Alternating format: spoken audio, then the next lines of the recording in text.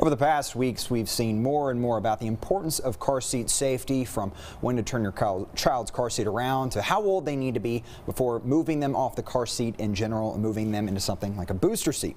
Joining me now is Holly Black with Consumer Science to give some insight into how to make it a safe ride. So, car seat safety, these right here are booster seats. Explain these. Yes. Okay. So, state law says a child has to be in a child safety seat restraint until the child's 8 years old or 4'9". So we're looking at most kids being 8 before they can get out of seats. A lot of times that older age, from 4 to 8 years old, there's a gap there that they're not sitting in seats, and we see a lot of misuse. Vehicle crashes are the leading cause of death for children under 14 years old. So the proper use of a booster seat in particular, or a child restraint, can help reduce that. And so what is the difference between this car seat and this booster seat that you have? Okay, so I brought two different versions. They're both booster seats. This one, it just has the back on it. This one has added protection for your head, neck, and spine for the child in a collision. So anywhere from once the child gets 4 years old and 40 pounds, then they would be where they can sit in this seat. We want them to keep in this seat until they're a little bit older, until maybe 7 or so, before they graduate to a backless booster seat. A backless booster seat, okay.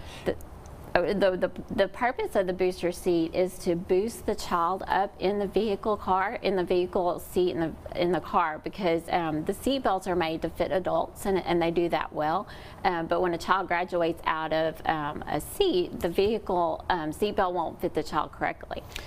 And a lot of people are may look at it too in terms of, all right, I have a child who may be reaching the age limit but is not the weight limit. What should they focus on best? Right, and just because if they reach 8 years old and they think, well, law says I can graduate out of the seat, the vehicle seatbelt may not sit completely correctly how it should be.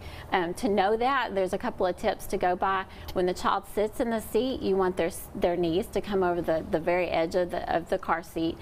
You want the seat belt to come across the shoulder strap, to come straight across the middle of their chest, because sometimes if it cuts into their face, they'll flip it behind them or under their arm. Right. And then they can have additional problems if you are in a crash and that seat belt, the shoulder strap's not properly in place. And in terms of installation, parents reading the manual, how important is that to make sure that they install it correctly? It's really important. 1 out of 4 car seats are incorrectly installed. So, and not at the fault of the parents, because the parents try and they want the best for their child, of course. But there's lots that go into the different car seats and the different vehicles and how all that meshes together.